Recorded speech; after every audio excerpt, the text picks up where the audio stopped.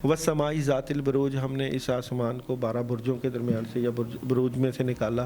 तो 12 बुर्जों की भी अहमियत है, हर सितारा अपनी एक अहमियत रखता है। इल्म की हद तक ये काफ़ी चीज़ें ठीक हैं। जिस तरह पहले कहते थे कि अगर आपने तस्वीर खंचवा ली तो आपने शिरक किया, तो तस्वीर फिर शुरू हो गई। पहले कहते थे कि साइंस का इलाज जो है वो भी हराम है। अपने दिन में सिर्फ़ अल्लाह की मोहब्बत और अल्लाह का कुर्ब रख के आप ज़िंदगी गुजारेंगे तो आपको मुश्किलें नहीं आएंगी। ये वाकई असर करते हैं इंसानी ज़िंदगी पर? आपका पूरा नाम क्या है? शुएब हसन। शुएब हसन।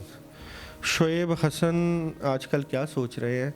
टैरो कार्ड से देखते हैं कि जी शुएब हसन जो है आजकल क्या सोच रहे हैं। बिस्मिल्लाहिर्रहमानिर्रहीम, कुल हुवल्लाहु अहद अल्लाहु समद लम यलिद वलम यूलद वलम यकुल lahu कुफुवन अहद। शुएब हसन आजकल क्या सोच रहे हैं? जी मैंने 3 कार्ड निकाल चुका हूँ और मैं ये समझता हूँ अपनी फैमिली, अपने घर वालों की वजह से थोड़ा सा ये डिस्टर्ब है। इनको माली तंगी का थोड़ा सा सामना करना पड़ रहा है, इनके अखराजात ज़्यादा हैं जिसकी वजह से इनको 2 या 3 काम करने पड़ सकते हैं। उसके बारे में सोच रहे हैं कि मैं अपनी इनकम बढ़ाऊँ, अपने हालात को ठीक करूँ और इसके ऊपर काम कर रहे हैं। ये एक दौर था दाऊद भाई, मैंने देखा है अपने बचपन में, बने was student of matric class, newspaper में ये आते थे स्टार्स और हम पढ़ते थे। क्या आज भी ऐसा दौर है? अब तो मुझे न्यूज़पेपर आपसे ना, आपको मैंने ये नहीं कहा कि आप क्या कर रहे हैं क्या नहीं। मेरी आपसे, हमारा फर्स्ट प्रोग्राम है और मैं नहीं चाहता था कि मैं आपको एक नई हिस्ट्री में लेके जाता। और मैंने कुछ नहीं आपका इंट्रो किया, आपने ही बल्कि मेरा किया है। मैं ज़ाहिर बात है नाज़रीन के सामने live he on the spot एक क्वेश्चन बनाया और आपके पूछे बगैर ही मैंने क्वेश्चन बना के वो बता दिया आपको। आप अपनी फैमिली, अपनी बीवी बच्चों या उनकी तरफ से परेशान हैं क्योंकि अखराजात बढ़े हुए हैं हालात की वजह से।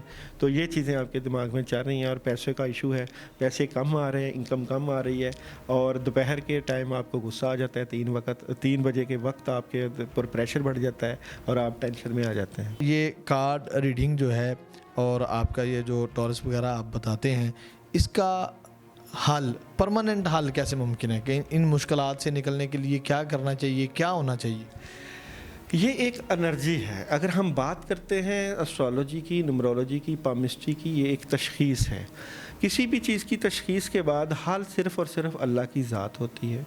अगर आप अल्लाह के साथ अपना तल्लक मज़बूत कर देते हैं, विर्द वज़ाइफ और पढ़ाइयाँ करके आप अल्लाह से अपने मामलात की बेहतरी के लिए अगर दुआ करते हैं, मैं ये समझा हूँ इस सारी लाइन में, इस सारी फील्ड में जो लोग हर वक्त अल्लाह से मांगते रहते हैं, अल्लाह से रुजू करते हैं अपने मामलात, मुश्किलात और मसाइल से बचने के लिए, अमलियात या पढ़ाइयाँ और ज़िक्र करते हैं, वो बच जाते हैं। और जो लोग दुआओं का सहारा नहीं लेते और अल्लाह से रुजू नहीं करते, वो फिर परेशानियों के जो है वो चक्कर में फंसे रहते हैं और उनके मसले हल नहीं होते। कुछ लोग कहते हैं कि इसका जवाज़ क्या है, क्या ये जायज़ है अपने मुस्तकबिल के बारे में जानना, ये सितारों का इल्म, अदाद-ओ-शुमार का इल्म, इसके जवाज़ के लिए आप क्या कहेंगे? देखें, अगर आप इल्म नजूम की बात करते हैं तो हज़रत दानियाल अलैहिस्सलाम जो है इल्म नजूम का इल्म जानते थे। और इसी तरह ख्वाबों की ताबीर की भी बात करते हैं तो कुरान पाक में जो है हज़रत यूसुफ़ अलैहिस्सलाम का वाक़या भी है। नबी पाक सल्लल्लाहु अलैहि वसल्लम की आमद से पहले जो है इस बात का जो किताबों में लिखा गया था कि एक नबी आएंगे और उनकी अलामात क्या होंगी। इसी तरह क़यामत की अलामात के भी आसार बताए जाते हैं। ये एक किस्म की कैफ़ा शनासी या एक दस्त शनासी जिसमें बंदे की शख्सियत होती है।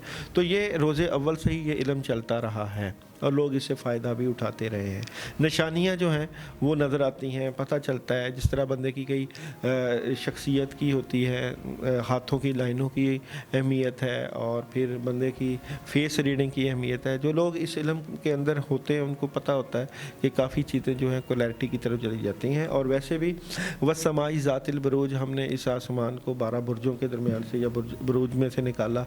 तो 12 बुर्जों की भी अहमियत है, हर सितारा अपनी एक अहमियत रखता है, मगर करने वाली ज़ात 100% अल्लाह ताला की है। मगर इल्म की हद तक ये काफ़ी चीज़ें ठीक हैं। जिस तरह पहले कहते थे कि अगर आपने तस्वीर खंचवा ली तो आपने शिरक किया, तो तस्वीर फिर शुरू हो गई। इसी तरह और चीज़ें भी वक्त के साथ साथ, पहले कहते थे कि साइंस का इलाज जो है वो भी हराम है। वक्त के साथ साथ जो चीज़ें फ़ायदा देती हैं तो उनसे लोग फ़ायदा उठाते हैं। मगर ये इंसान की दकियानूसी होती है कि इन चीज़ों में फंस जाए। और जिस चीज़ों से अगर आपको फ़ायदा मिल रहा है तो ज़रूर फ़ायदा उठाना चाहिए। अगर आपको बिच्छू के जहर से आपको شفا مل رہی ہے اور اگر آپ کی زندگی بچ رہی ہے تو وہ آپ اس زہر کا بھی استعمال کرتے ہیں.